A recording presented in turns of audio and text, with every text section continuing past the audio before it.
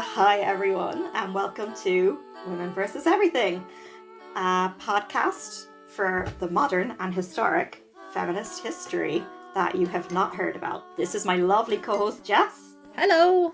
Hi, and I'm Grace, and we are coming at you from the UK and Ireland, respectively. Yes. So the basic format here is one of us chooses an awesome woman from any period of history and goes and researches her life and her story and all the cool things that she did. And I think the furthest back we've gone was 1500 BC, right? Mm-hmm. Yeah. The most recent is people who are still alive. Yeah. So it's a broad-ranging definition of history that we're using here. Absolutely. And our definition of woman is also as broad-ranging because we definitely have covered gender diverse individuals that also maybe historically, looking back now, we're not sure what their pronouns might have been or what pronouns might have preferred because they didn't have the choices at the time. But yeah, our definition of woman is very broad. And yeah, I've said before, but really this is not cis men versus everything. But that's not a catchy title, damn it. That's how that works. And then the other person goes away and researches the time period and the place and all of the kind of themes and things. And then we stitch it all together on air and hope it makes sense. So far it has. Yeah, so far so good. Apart from episodes where I've given you the wrong location or not given you the location or I've looked up the wrong dates. So... For anyone who's just listening for the first time, go back and listen to our Maleva marriage episode, which I think was maybe 3 or 4 episodes back, where Grace, I think, typoed and told me that the place was Siberia and actually it was Serbia. I didn't even typo. I just didn't even realise what I was doing at the time. I can't even blame that on my fat thumbs. So that was entertaining and meant I had to kind of frantically Google Serbia on the fly and try and find some info for the episode. So yeah, if you like bloopers, we have a Patreon, which we, it's a year later and we keep saying we're going to put the bloopers on it. But you can join us and follow us on Patreon, and at some point we will get round to that. And we also are aiming to put our show notes up so you can read and look at our resources we've used. So our Patreon is Women vs Everything. That's Women vs Everything. There's other ways you can get in touch with us. If you want to send us money but not a monthly subscription, you can find us WV Everything Pod on Buy Me a Coffee. And we're also on social media because we want to make this a collaborative experience. We have a corrections corner. We want to interview people from different backgrounds. Jess and I are both, white European types. And obviously then we don't have all the answers to all the different experiences. So sometimes we're in limbo about wanting to tell stories from other cultures, which is really important for visibility. And we get it wrong because we're not from that culture and we don't have all those experiences. So if we ever make a mistake or you want to say a yes and, you can give us an email on womenvseverything@gmail.com. And what other ways can people get in touch with us, Jess? Women vs Everything on Instagram, I think. You do the Instagram. I think that's our handle. Yes, I do. And that's why it's a bit neglected. So but we are on Instagram. We are on Instagram and we will update it. We are WV Everything Pod on Twitter, which I've been trying to get a little bit more active recently. So please do follow us on there. And we have a Facebook page, which is Women vs Everything as well. So you can find us in all of the places. The Facebook page is probably the one that gets updated the most. So you can check us out there.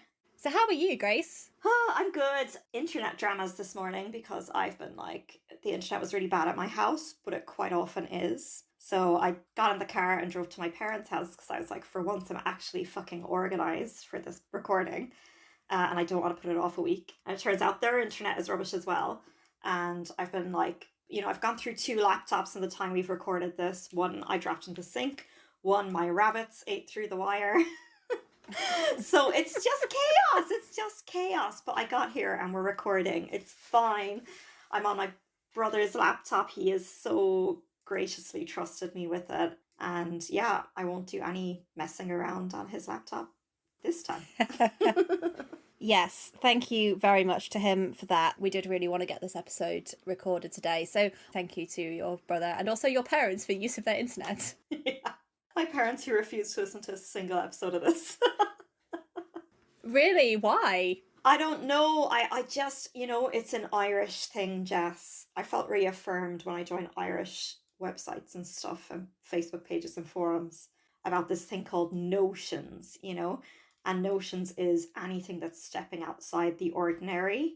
It means you've got notions, or stepping outside what's expected of you because of your class or position in life or whatever. Mm. And I think, yeah, just especially anything where you're kind of in the public eye, no matter how small that is very like frowned upon.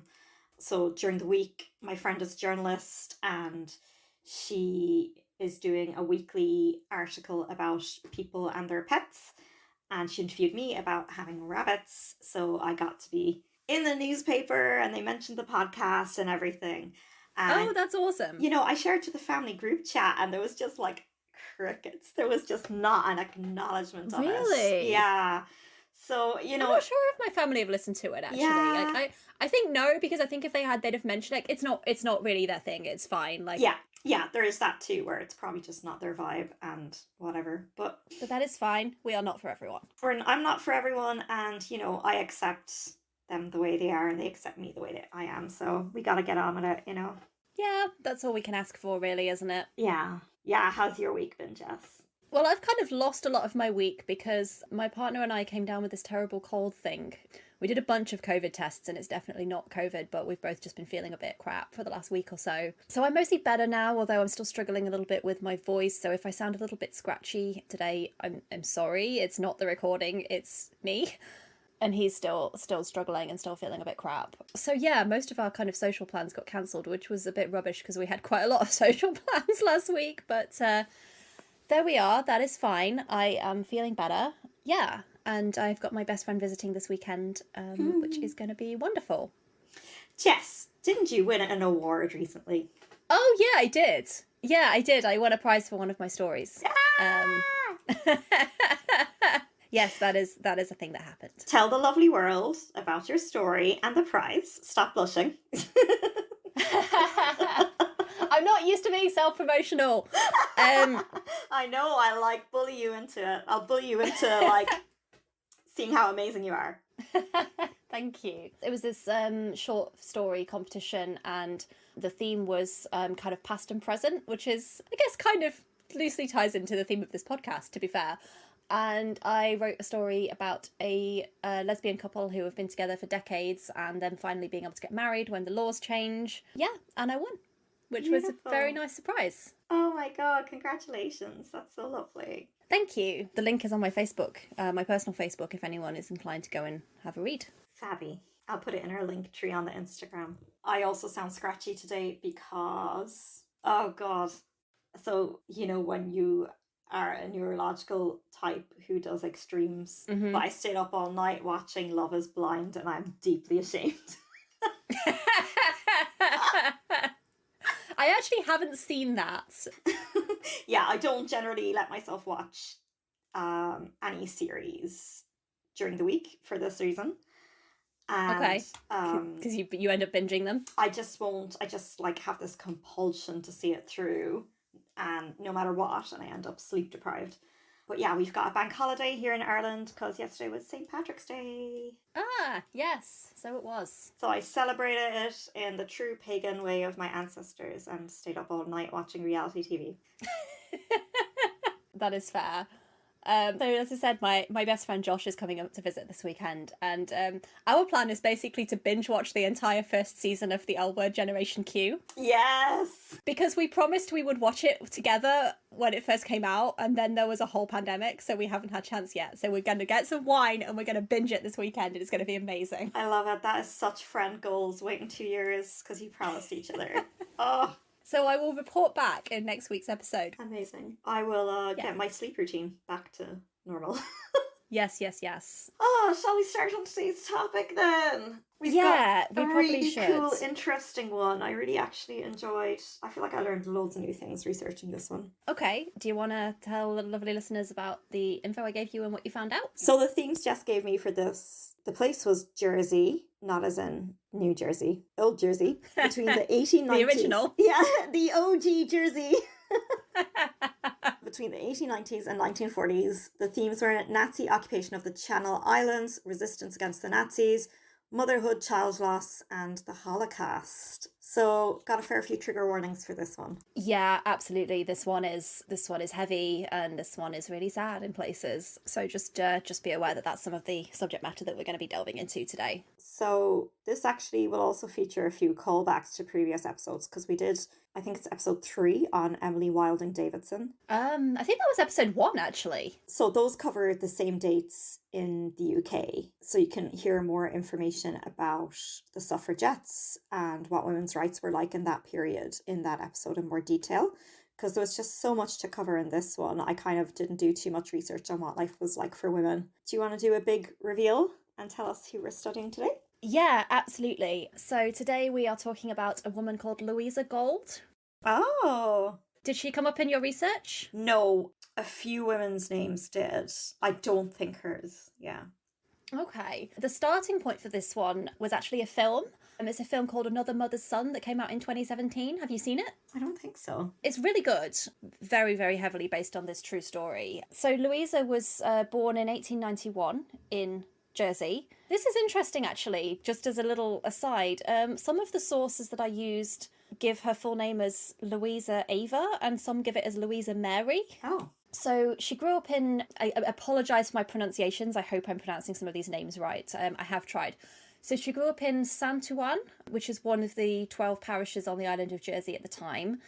She had 5 sisters and 3 brothers. We don't really know a massive amount about her childhood beyond that, but we know that she married a man called Edward William Gould and that they ran a grocery shop in Sant Juan. It was called La Fontaine Stores. But he died in 1933, so leaving her as a widow. She was only about 42 at the time when she was widowed, so still pretty young.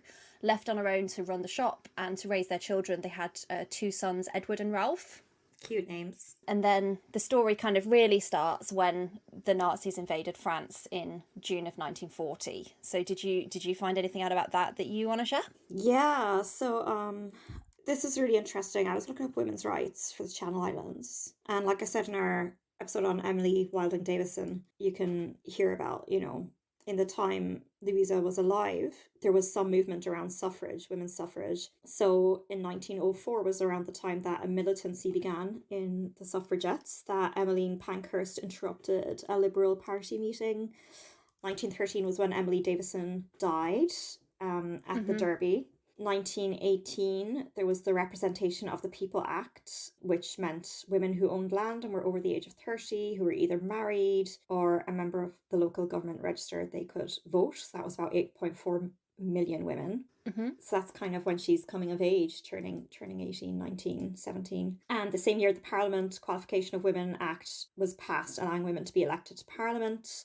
And in 1928, women in England, Wales and Scotland received the vote on the same terms of men over the age of 21. But it's only kind of around 1945 or 1950 that women received the full right to vote in Jersey.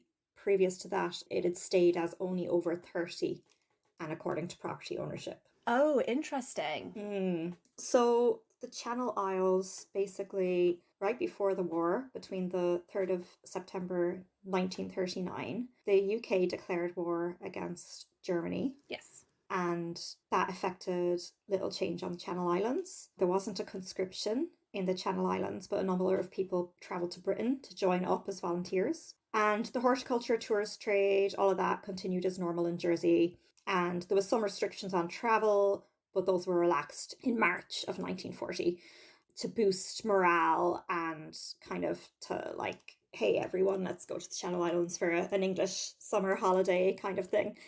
In May 1940, Germany attacked the Netherlands, Belgium and Luxembourg by air and land. So the war was getting closer to England, and the Battle of France was reaching its climax on the 24th of May. So King George VI addressed his subjects by radio and calling a rally to defend their country, saying like, this is just coming closer. And a quote from that speech is, "And if their will, Germans' wills, prevails, they will bring to its accomplishment all the hatred and cruelty which they have already displayed."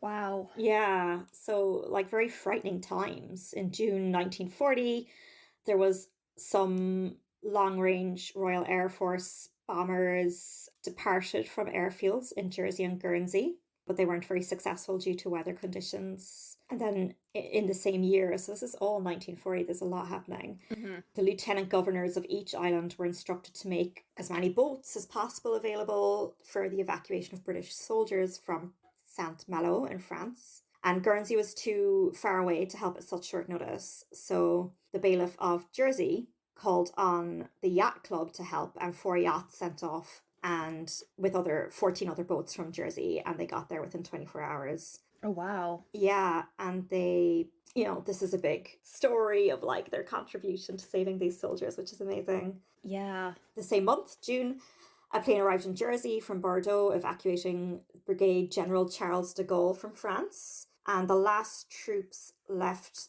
the islands, the Channel Islands, on 20th of June. So the war escalated, and they departed so quickly that there was bedding and like half-eaten meals all over the place in their stations. So it was kind of like this war was creeping in, but it wasn't changing daily life. And then within May and June, their lives were completely changed, there was lots of action. Yeah. So there wasn't great planning and secrecy about communications between the Channel Islands and the UK. And also Channel Islands had a very different form of government. So they're part of the UK, but they had like generals and bailiffs. They had their own governmental system within that. Yeah. So there was lots of confusion and misinterpretation, and there was lots of conflict. There was kind of like a lot of chaos between the different policies, that each island had its own policy, and just like what is the best thing to do about the fact that these islands are so close to France and the war is like imminent to jump from France onto English land. Mm. So the English government said its best policy was to make available loads of ships so that islanders could leave, basically evacuate the island was what they were recommending. And it's really sad, it's really sad reading these stories of displaced families and children that were put in foster care in England, and families that came back after the war and their houses were ruined, and they're coming back to their beautiful island and it's just destroyed. Yeah, that's really sad. Yeah, in Alderney, only a handful of people evacuated, and again, because they had all these different factions, it could be like, the British recommendation is to evacuate, but their local dame or their local, politician might be saying, no, stay, and that's who they listen to. Yeah. Guernsey evacuated 80% of school-aged children. Oh, wow. Yeah, and they said to parents, you can keep your kids with them or evacuate them with their school group, but it wasn't as easy to evacuate adults. And this is still in June of that year. And it kind of just became apparent very quickly that they couldn't evacuate everyone who wanted to leave, and they had to give priority to special categories. Yeah, absolutely. So there was 5,000 school children, 12,000 adults out of 42,000 were evacuated in Guernsey. At this time, children in Jersey were on holidays because they used to get this school holiday to help with the potato crop. Mm-hmm. 23,000 civilians are registered to leave, but the majority of islanders followed the advice of the island government, then chose to stay. So there was only 6,600 left on the evacuation ships. Wow. Yeah. There was even like a financial plan called Foster Parent Plan for Children Affected by War, where each child was sponsored by a wealthy American for these children leaving the islands. Mm-hmm. And one girl, Paulette, was sponsored by First Lady Eleanor Roosevelt. Oh, wow. So this all does sound so disorganized, but when you think back to what the communication systems must have been like. Yeah, absolutely. Completely. So the Germans didn't know that the islands had been demilitarized, so they were approaching the islands with caution all this time in June 1940. So they sent some bombers over the island and bombed their harbours. And there was like, in Guernsey, the nearby island, there was lorries lined up to load tomatoes for export to England. And the Germans thought they were like flights for troop carriers, and they bombed them. Mm-hmm. And there was a similar attack in Jersey where 9 were killed and 44 islanders were killed in the German raids altogether. Yeah, I found that number as well. Yeah. The early bombing with 44 people killed, yeah. Terrible. So then this German pilot lands there and he's like, oh great, the islands aren't defended. So they sent all the Luftwaffe airmen over, first to Guernsey, and they kind of went to the Guernsey police carrying a letter signed by the bailiff saying, this island has been declared an open island by His Majesty's Government of the United Kingdom. There are no armed forces of any description. The bearer has been instructed to hand this communication to you and does not understand the German language. So, yeah, the Luftwaffe were just able to take over the airport. Yeah. And they asked to speak to the island's chief. And so this was like the bailiff and the president of controlling committee and other officials.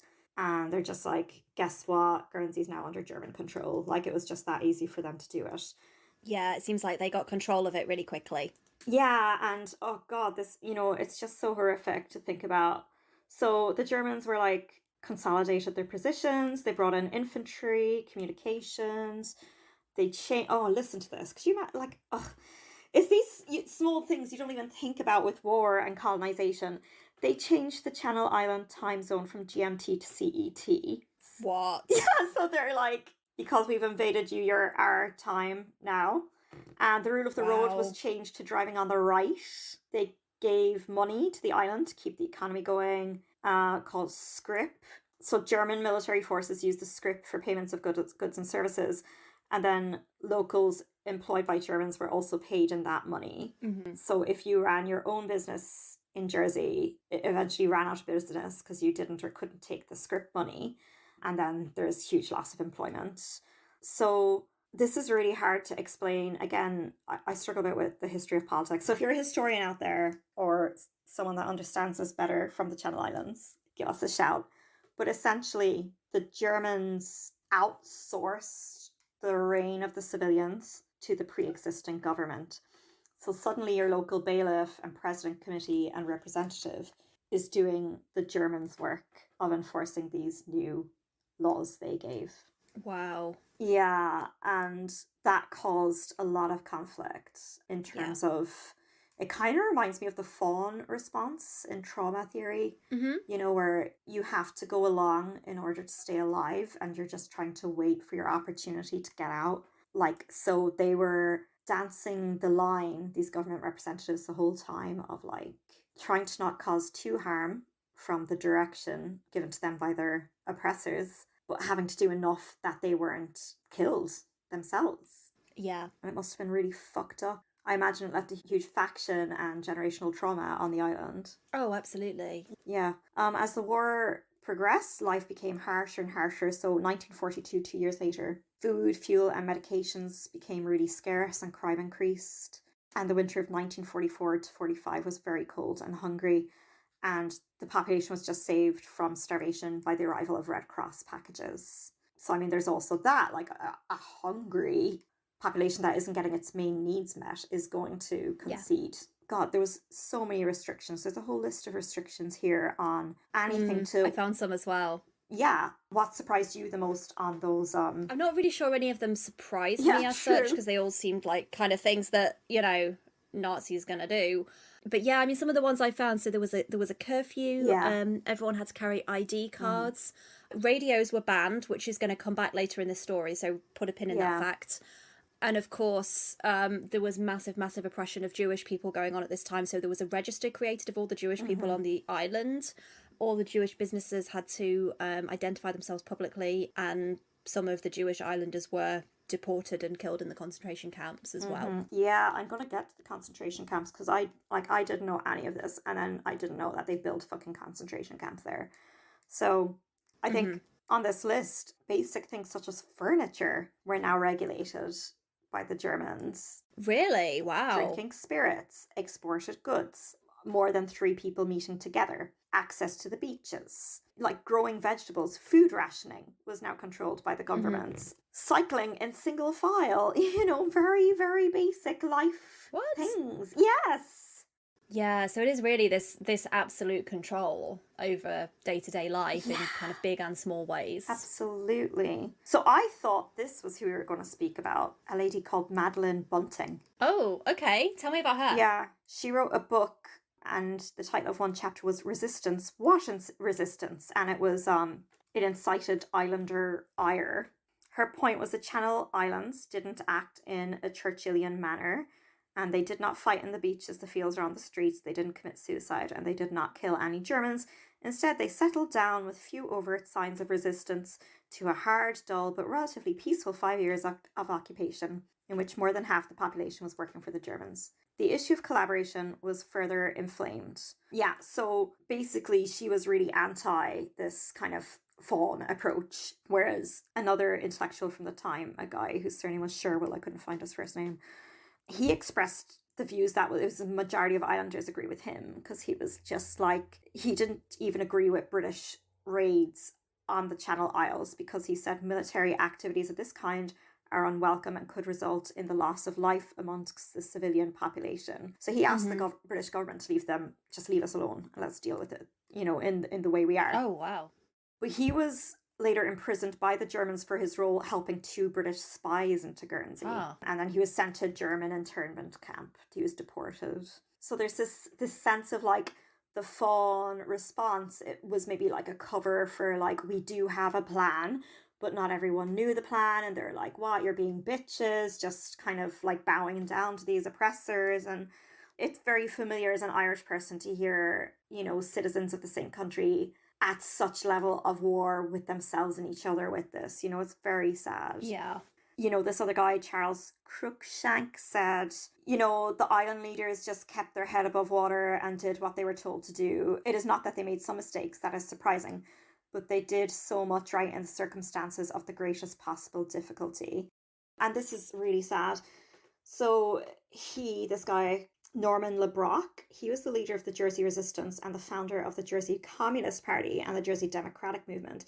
He was really bitter about how the police on the island and the government collaborated, in his eyes, with the German occupation. And he said, it's not fair, they've gone unpunished by collaborating with them and reporting the island's Jews to the Nazis. His leadership of the resistance went unrecognised by the British government, as so many fucking rebellions do, that are on the right side of history, whereas a lot of the officials who collaborated with the Nazis got OBE titles and knighthoods. Oh, wow. It's disgusting. That's bleak. Yeah. So then the Germans kind of do what they do best, and they brought in basically loads of imported slave labour, including thousands from the Soviet Union, 16,000 slave workers, to build fortifications, roads, bunkers, defences, and forced labour camps. So it's like you're building the fucking prison that you're going to live in, basically. And that actually leads very nicely into like the next sort of major part of the story. Let's do it. This is the backdrop that all this is taking place. This horrifyingly oppressive regime. As we said a little bit earlier, many of the Channel Islanders were evacuated to Britain. Louisa was one of those who stayed. It's unclear why. I couldn't find a sort of definitive kind of answer as to why she didn't leave, but the source I read implied it was a choice. Your own government is saying it's the right thing to do, and it's what the majority of people did, Yeah, absolutely. She stayed, and in July of 1941, so just about a year into the occupation, she received a message that her son Edward had been killed. He was working as an anti-aircraft control officer aboard a ship, and he was killed when his ship was attacked in March of 1941. Oh my goodness, I've just done the maths on that and realised that meant it took 4 months for her to find out. Wow, that's terrible. So she's widowed, and one of her sons has just been killed, and she's trying to run this business on the backdrop of this occupation. Yeah. What you were talking about just a few minutes ago about kind of the slave labour that the Germans imported and things, that's where this next part of the story comes in. So in October of that year of 1941, there was a Soviet plane that was shot down in Germany, and the pilot was a young man named, and again, I hope I'm pronouncing this right, a young man named Theodore Bury, and he was born in 1919, so he'd have been 22 years old at this point, so very young man. He was caught, he was sent to a prisoner of war camp, and he was one of the thousands of prisoners who was transported to Jersey to essentially work as slave labour. There was a term that the Nazis used to refer to these captured soldiers, which is Untermenschen, which translates to subhumans. Wow. And they were building these work camps and these concentration camps on Alderney, which is one of the inhabited Channel Islands. And they were treated terribly, of course. The conditions were brutal. They suffered malnutrition. Many of them died. But this young man, Theodore, he was sent to one of these kind of notoriously brutal camps. But after 2 failed attempts, he managed to escape in September of 1942. And he went on the run into this parish of Sant Juan, which we mentioned earlier, and he ended up at a farmhouse, which was owned by a man called René Lamotte. There's a quote here from that man that I'm going to read just verbatim. "I knew at once that he was an escaped Russian prisoner from one of the camps. I took him into the kitchen and gave him some milk. He gulped down a glassful and then fainted. I knew that, whatever the consequences, for I had 4 young children, I had to help this Russian ally. We installed him in a hayloft where he lived for 3 months. The children looked upon him as their brother and called him Bill. He told us the terrible plight of the prisoners in the camps, so we used to go as far as the quarries and leave food for the prisoners to find. However, there were informers among the local population. Someone gave Bill away to the Germans. One day I saw some of the Gestapo making their way towards the house. Literally, at the last moment, Bill managed to get away." So it's informers amongst the local population. Absolutely. Wow. That's going to come back again in a bit as well. That's disgusting. So then at this point, Theodore, or Bill as he was being called by the islanders, approached Louisa Gould, who he'd already met by this point, and told her that he didn't have anywhere to go, asked her for help. She agreed to help him. On the subject of why she did it, she's quoted as saying, "I had to do something for another mother's son." And that's where the title of the film about her comes from. It's unclear exactly how old her son Edward was when he was killed, but probably a similar age. So she's kind of feeling very motherly towards this young man who's very vulnerable, who's obviously in danger because he's escaped, who's on the run. So he went to stay with her. And she and her brother she had a brother called Harold and a sister called Ivy, who are sort of pertinent to this story. And they and all their friends helped teach him to speak English, and they treated him as a member of the family. But they taught him to speak English with a French accent, so that the Germans wouldn't think that he was Russian. It was an open secret among the locals. They all knew. Wow, clever. Yeah. Do you remember I mentioned earlier that the Germans banned radios? Yes. They'd ordered that any wireless sets had to be surrendered, so civilians weren't allowed to keep them. Louisa decided to ignore this rule, and she kept her wireless radio in her bedroom. And every night at 10 p.m, she and Bill and any guests that they had would listen to the BBC News. And she was also known for kind of passing on news and information to the customers who came into her shop. So she's sort of surreptitiously getting information that obviously the occupiers don't want them to have, and she's passing it on. Fantastic. Sometime around this time, she needed to make a claim on an insurance policy that she had with a company called the General Accident Life Corporation, and the Jersey branch of that company was run by a man called Bob LeSueur. Okay. He was very young at the time. I think he was about 19. But he was running this branch of this insurance company, and he visited Louisa to complete the paperwork for this claim. And he met Bill while he was visiting and immediately knew that he was not French. But because of the work that Bob did, he could visit lots of people without drawing any suspicion from the German authorities. So that put him in a really good position to kind of help these people who needed it. So something that... I thought he was gonna be the one who told on them. Oh no, he's amazing. Oh, okay. So he created a forged ID card for Bill based on one from a local man who had quote unquote lost his, and he modified it so it would help him to blend in. And as we said, the ID cards were compulsory, so it was, something that he could show if he ever got, stopped by the Nazis. Yeah, so this guy, this Bob LeSueur, so yes, he was 19 years old at the time. He was later awarded an MBE for his efforts in assisting the escaped Russian prisoners during the occupation. And get this, he's still alive.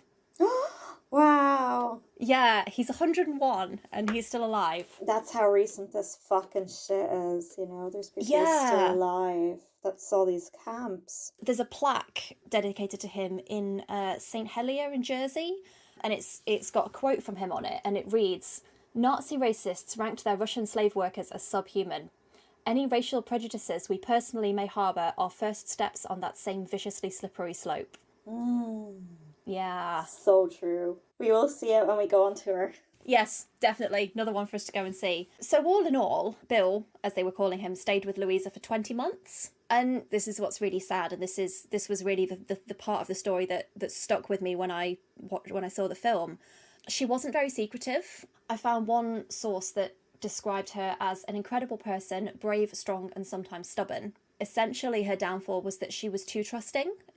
She didn't really think that her neighbours would turn her in. This one source says she didn't really believe that the German soldiers would do anything. So Bill was going out and about quite openly. He was helping her at the shop. It was pretty much an open secret at this point. You know, a lot of people knew that he was living with her, and also that he was Russian rather than French, as he was pretending to be. So you can see where this is going. Obviously, in the end, she was caught.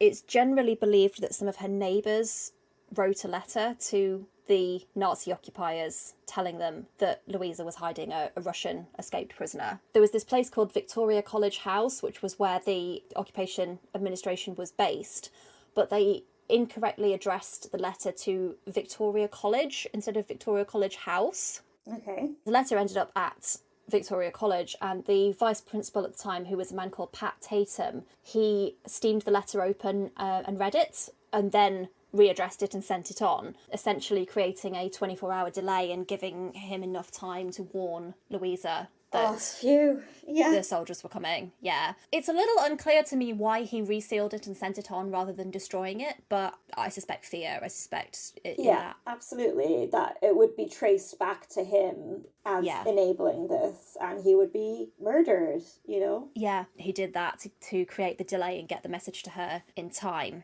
So Louisa got this message, and with the help of a friend of hers, a woman called Alice Gavey, they removed any of the traces that Bill had been in her house, and she also hid the wireless radio she had, which you remember that they were not allowed to have under the occupation. And Bill left her home early in the morning and went to stay with Ivy, her sister. Ivy, by the way, also kind of a badass.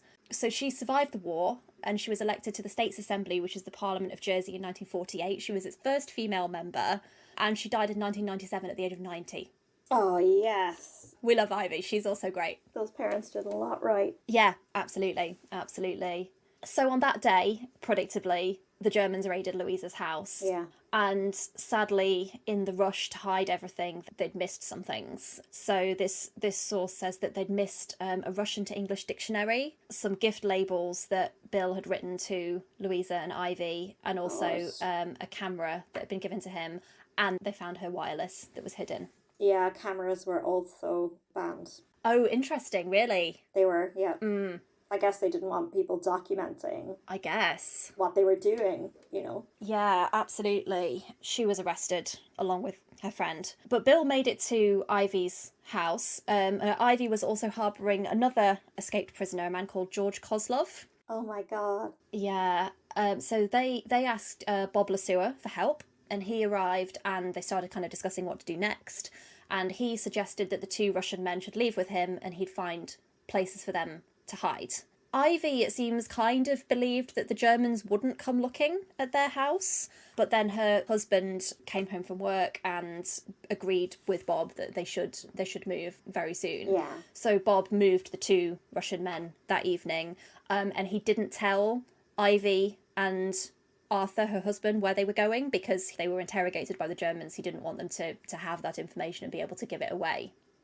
And a week later, their home was raided and Ivy was arrested. Oh, God. Yeah. Then around the same time, the Germans also arrested two of Louisa's close friends. A woman called Bertha Pitolet, who was a French housekeeper who'd lived in Jersey for 25 years.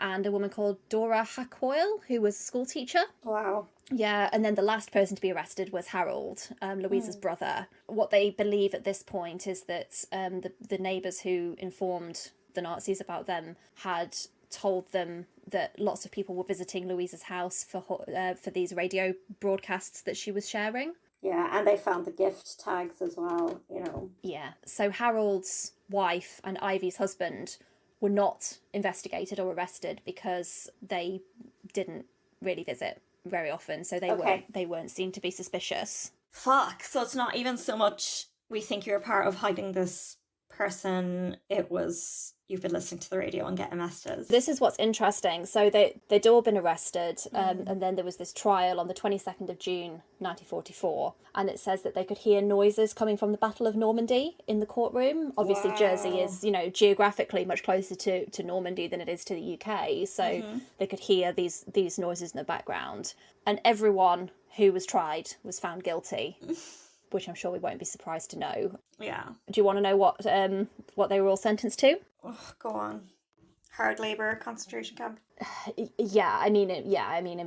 Imprisonment of various, lengths of time, which, that's exactly what that meant at that time. So Ivy received a sentence of 5 months and 15 days, but she actually escaped being deported to Germany because she got a doctor at the Jersey General Hospital to forge papers to say that she wasn't well enough to leave the island.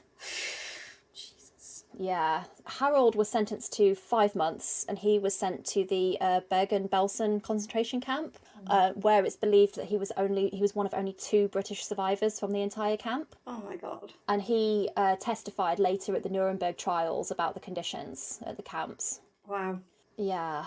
Bertha was sentenced to 4 months and 15 days, and I'll go a little bit more into what happened to her in a minute.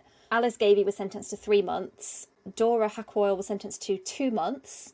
She, interestingly, was quoted later as saying that she owed her relatively lenient sentence to Louisa's intervention. She said, "I was charged with listening in, but Lou vowed and declared that I always arrived too late. They accepted her word, and a week later, she, Harold, and Bertha were transported to the continent. However, for her statement, I should have suffered the same fate." So Louisa speaking up probably saved her life. It's just a class act, even when she's most down on her luck, she's still thinking of others, Yeah. So Louisa got the harshest sentence. She was sentenced to 2 years imprisonment for, quote, "failing to surrender a wireless receiving apparatus, prohibited reception of wireless transmission, and abetting breach of the working peace and unauthorised removal of a Russian prisoner of war."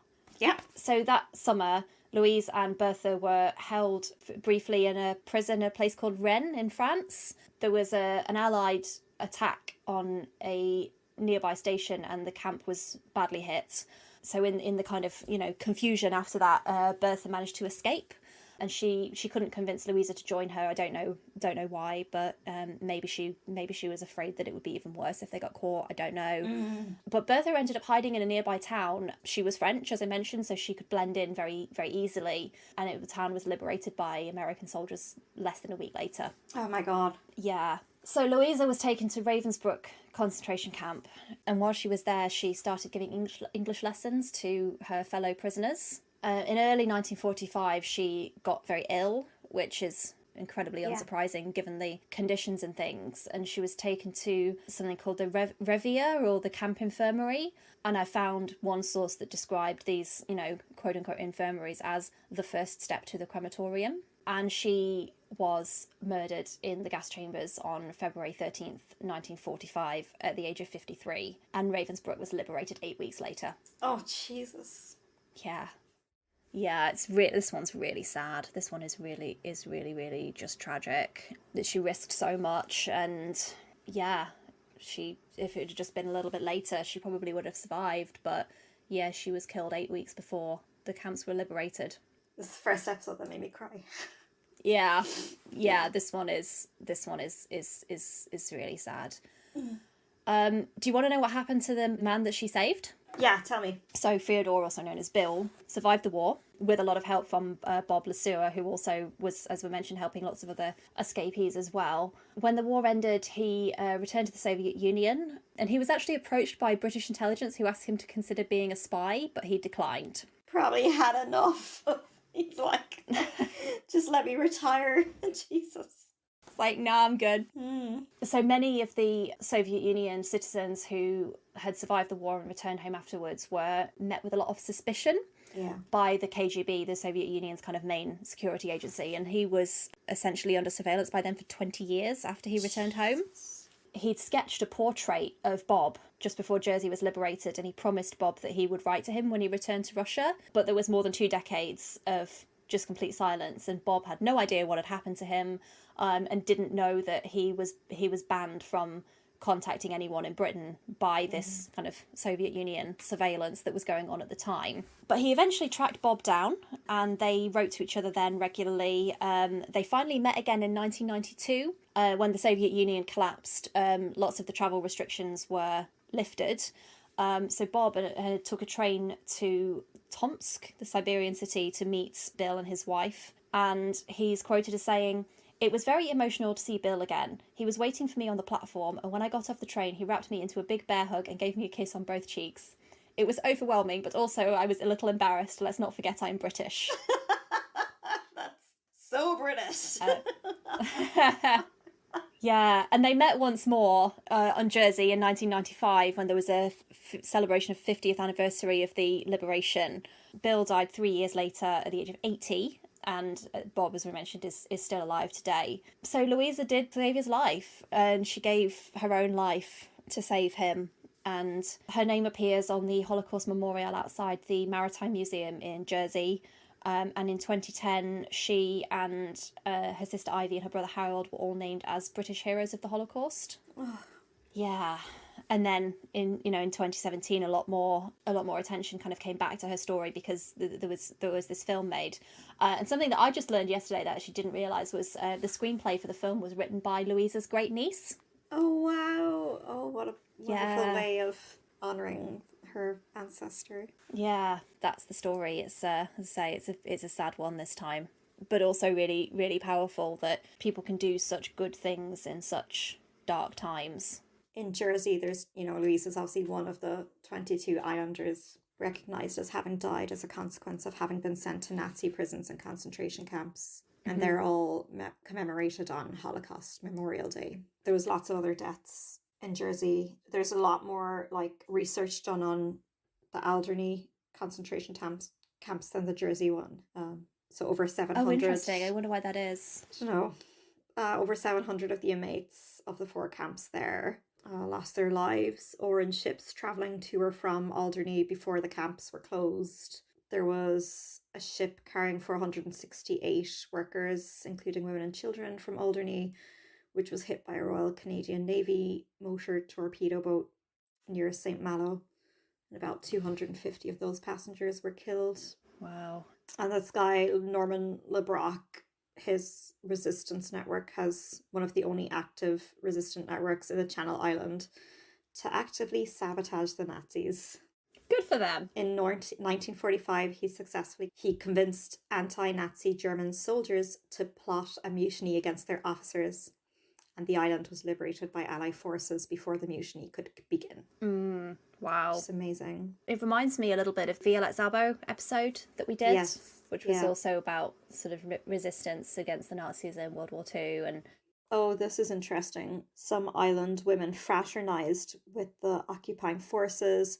This was frowned upon by the majority of islanders, who gave them the derogatory nickname Jerry Bags. oh wow. Yeah, according to the Ministry of Defence, a very high proportion of women from all classes and families had sexual relations with the enemy, and 800 to 900 children were born to German fathers. But I guess what we're missing here is how much of that was consensual, how much of that was survival sex work. Yeah, my first thought on that is I bet a lot of that was not consensual. No.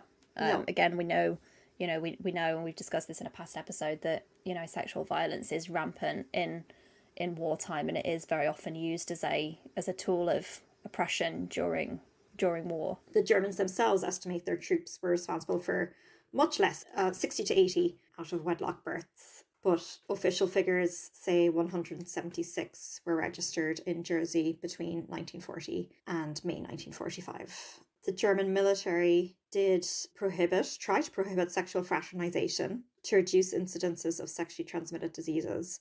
They opened brothels for soldiers staffed with French sex workers under German medical surveillance, which is just crazy. There's a documentary on Netflix at the moment called Sex and the Nazis. I wonder if it covers some of this, their attitudes. Oh, interesting. I bet it does. And just interestingly, there was lots of Jewish people actually could live in relative openness on the island because of this.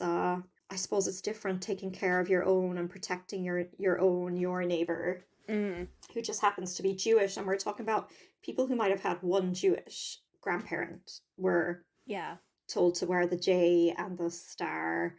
So they might have been more seen as more one of us than, this Russian who was imported here and might have gotten more protection. But it seems like generally the island did a good job of protecting their Jewish kin. Yeah, it is amazing the kind of bravery that people showed and the amazing things that people did in the face of, so much oppression and so much danger. Yeah. Good job, Jess. That was a really touching and sad story and inspirational story. Yeah, it is a really powerful one. Anyone who's, kind of interested in the story, I do recommend watching the film. Because as I said, it was, you know, it's written by a member of her family, and it is a really beautiful and touching portrayal, although obviously, you know, really sad. It really kind of relates to what we talked about at the end of the Ukraine episode, where there's this overwhelm and shit is hitting the fan, and it's like just doing the next right thing that's in front of you, and that doesn't have to be as big as harbouring a prisoner of war, but it's, you know, the messages. It was still turning up to work in your shop, still visiting your neighbours, still being a good friend, still, you know. What a great woman, what a woman of integrity. Absolutely, all these things matter. I never know quite how to kind of transition out of the space when we've talked about a really sad one. Me neither. It's difficult, isn't it? Yeah. Do you want to do your gratitude corner for the week? Yeah, go on. I've just seen that my Zoom name is still Bella's Bitches. Bella's our dog. I was going to ask you about that. The last time I used Zoom was Christmas Day, and we were all still in isolation, and we Zoomed my godparents and my cousin with Dogs Gang.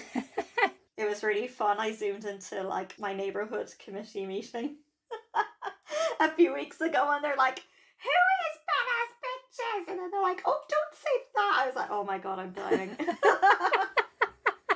Oh my god, that's brilliant. Yeah, so I guess I'm grateful for like my sense of humor and goofiness, even though it's like it makes me a ridiculous human at the best of times. And I'm grateful for God, I'm really grateful for this story. I don't know, there's just been something really touching and humbling about it. And yeah, I said this when we started recording. I'm so grateful for this podcast lately, you know, like we had a long break from it, and there's definitely sometimes it feels like, oh, I haven't done my homework. And you know, whereas I felt really excited to like show up to this today, and you know, the research was really interesting, and it like I really didn't know anything about the Channel Islands ever before, you know, I probably couldn't even find them on a map. So it's really fun to learn all this cool facts, even though they're horrific. And yeah, and I'm really grateful for our relationship. Like I can't believe I felt safe enough to like cry on camera with you. That's like really nice. Yeah. I'm making heart hands at Grace through the screen right now. I'm like trying to hug my laptop. Well, hopefully this will be the year we can actually meet up finally, and I can give you a big hug in person. Oh, I'd love that. Yeah. Yeah. What about you, bitch? What about you? I'm grateful for our listeners. Because yeah, same, like I'm really enjoying doing this, and it feels meaningful and important. And yeah, I went to a friend's birthday party the other week, and I was chatting to someone there who I'd not seen in ages, and suddenly she just said, "I really like your podcast." I was like, "Oh, thanks." And we ended up having a chat about it a little bit. So yeah, just people who listen and who tell us they like us, and who give us feedback and things. Yeah, I'm grateful to our wonderful community of listeners. I totally think when I visit we should do a live show, a live recording in Oxford. We should. That would be so much fun. Yeah, we really should. And what else? I'm grateful for musical theatre this week, because right now, like, blasting show tunes is helping me survive. Yeah, and interesting podcasts as well. Like, I'm listening to a lot of kind of interesting stuff at the moment, which is good. Yeah, so just interesting things to listen to is nice as well. Yeah, and I'm grateful it's getting warmer. I'm really grateful it's getting warmer. It was like, I went out without my coat for the first time this morning. That was a whole thing. Oh, that's a whole mood. I love it. I'm very excited for that. So, anyway, shall we sign off? Yeah. Until next time, folks, fight Nazis and love women. Bye! Bye!